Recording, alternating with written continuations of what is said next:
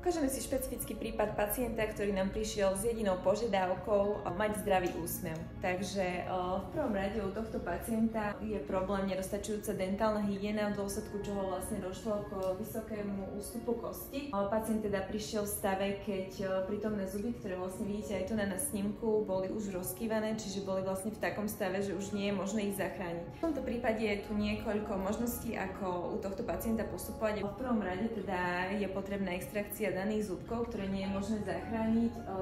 Vlastne sú to zúbky, najmä teda predné, či už hore alebo dole, ale takisto stolička vpravo hore. Následne po extrakcii je potrebné synteticky dorobiť kosť, pretože vlastne pacientová požiadavka bola žiadne snímateľné náhrady a teda chcel by pristúpiť k implantácii. A náš chirurg vlastne vytvoril určitý postup. V prvom rade je potrebné teda synteticky dorobiť kosť, ktorá sa zavádza na niekoľkých miestach. Samotné hojenie tohto chirurgického zákroku, ktorý sa volá augmentácia kosti, trvá približne 6 až 12 týždňov.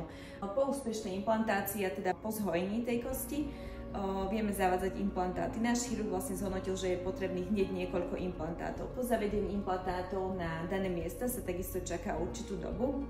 No a následne sa vlastne zhotovuje protetická práca, ktorá vlastne drží na tých implantátoch či už hore alebo dole.